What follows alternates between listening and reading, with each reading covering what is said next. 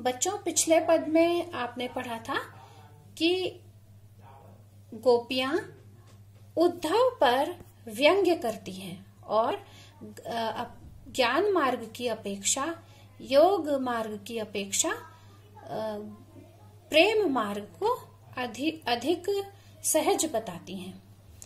अब अगले पद में, दूसरे पद में गोपियां अपनी तीव्र विरह वेदना का उद्धव से वर्णन कर रही हैं।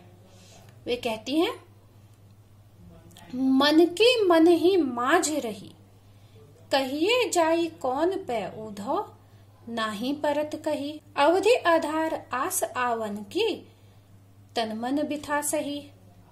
अब इन जोग संदेशनी सुनी सुनी, बिरहिन बिरह दही, चाहती हुती गुहार जितहि ते, उतते धार बही, सूरदास अब धीर धरही क्यों, मर जा दाना लही।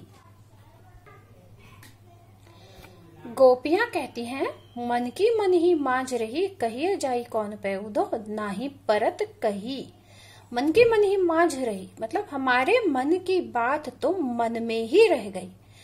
अब प्रेम की जो बात थी, श्री कृष्ण के प्रति अपने प्रेम की बात थी, गोपियां कैसे किसी से कहती?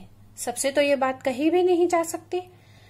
तो अब उन्होंने उद्धव के हाथ संदेश भेजना चाहा था, उद्धव से भी अब वे नहीं कह सकती क्योंकि वे योग का संदेश ले आए हैं। ये गोपियां यही कहती हैं कि किसी से हम नहीं कह सकते, श्री कृष्ण के प्रति जो हमारा प्रेम है उसका वर्णन हम किसी से कर ही नहीं सकते। अवधि आधार आस आवन की, तन मन बिथा सही। बिथा अर्थात व्यथा। अवधि आधार माने समय, आधार का अर्थ है आधार।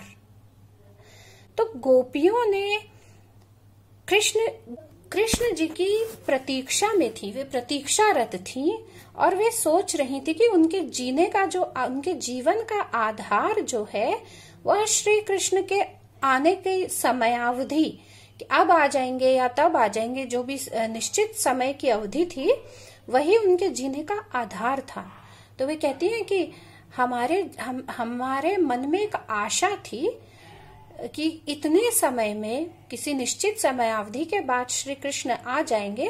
तो उसी आशा को उन्होंने अपने जीवन का आधार बनाया हुआ था और इसी प्रकार प्रतीक्षारत रहते हुए ही उन्होंने बड़ी व्यथा सही। अब जब उद्धव आकर उनसे कह रहे हैं कि श्री कृष्ण नहीं आ पाएंगे, तो उनका तन और मन दोनों ही बड़ा दुखी है।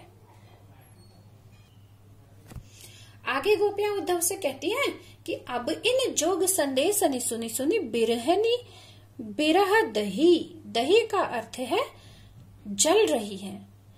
तो वे कहती हैं कि अब इन योग के संदेशों को सुन सुनकर, गोपियां, विरहिनी कौन है? गोपियां हैं। तो हम कृष्ण के वियोग में, कृष्ण के विरह में हम जी रहे थे और हम उनके विरह में अब और भी अधिक जलने लगे हैं।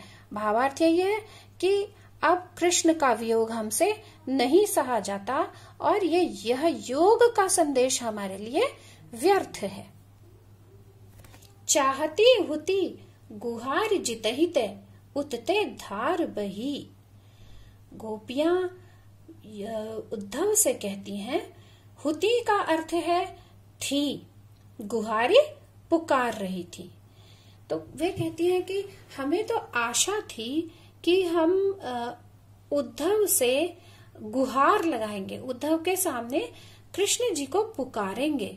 तो जिधर से हमें आशा थी कि जहां हम कृष्ण जी को, जहां से हम पुकार सकते हैं, वहीं से योग संदेश की धारा बहने लगी। और कहने का आशय यही है कि हमें तो विश्वास था कि हम उद्धव के माध्यम से कृष्ण जी को संदेश भेजेंगे कि श्री कृष्ण वापस आ जाएं, किंतु अब ये तो योग संदेश लेकर आए हैं, ये तो इतना कठिन मार्ग हमें बता रहे हैं जो हमारे लिए संभव ही नहीं है।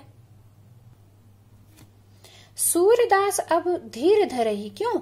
मर्यादा न लही। धीर अर्थात धीरज, मर्यादा मर्यादा कि सूरदास कहते हैं कि गोपियों ने फिर कहा कि अब हम धीरज कैसे धरें। धीरज धरने की तो बात ही नहीं रही, क्योंकि कृष्ण जी ने तो प्रेम की मर्यादा रखी ही नहीं। अब प्रेम की मर्यादा क्या है? प्रेम के बदले में प्रेम दिया जाए।